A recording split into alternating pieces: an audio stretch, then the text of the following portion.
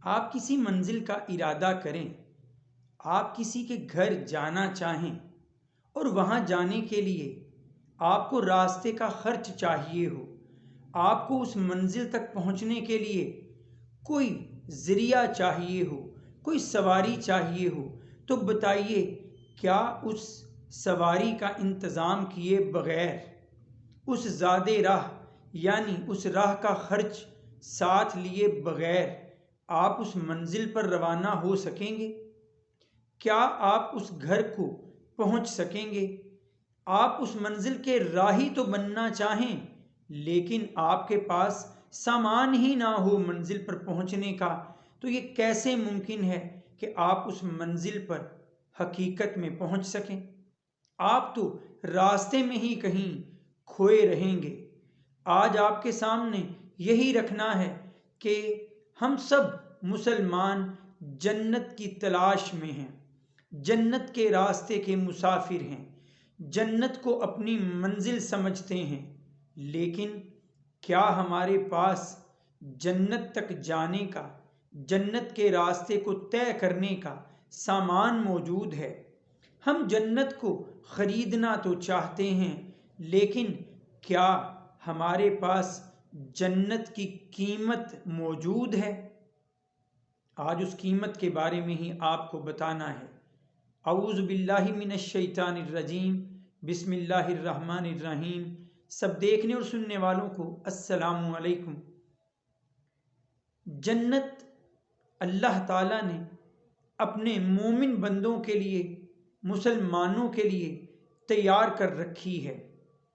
مومن کی بالآخر منزل جنت ہی ہے، لیکن اس جنت کا راستہ طے کرنے کے لیے کون سا سامان ضروری ہے تو وہ سنیے۔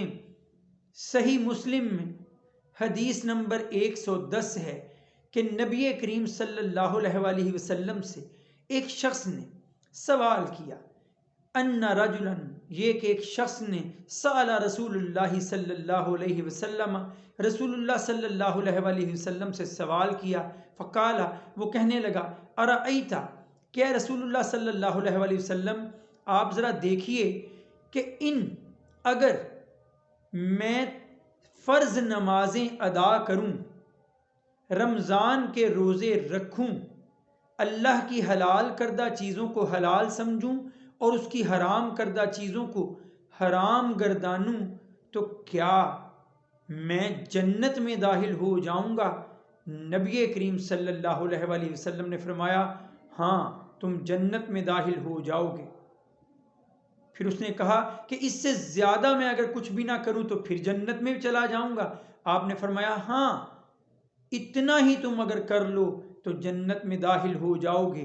تو یہ ہے جنت کی قیمت کہ دل کے اندر ایمان ہو، نماز کے ذریعے اس کا عملی اظہار ہو، دیگر ارکان اسلام پر بھی ہمارا عمل اور ایمان پختہ ہو، ہم اللہ کی حلال کردہ چیزوں کو اس لیے اپنا رہے ہوں کہ وہ اللہ نے حلال قرار دی ہیں، اور حرام کردہ چیزوں سے اس لیے بچ رہے ہوں کہ یہ اللہ کی ناپسندیدہ چیزیں اور اس کی حرام کردہ چیزیں ہیں، تو یقین کر لیجئے آپ نے جنت کے راستے کی قیمت ساتھ لے لی، آپ نے اپنی منزل جنت پر پہنچنے کا سامان کر لیا۔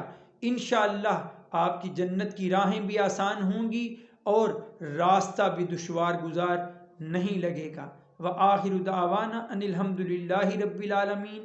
السلام علیکم۔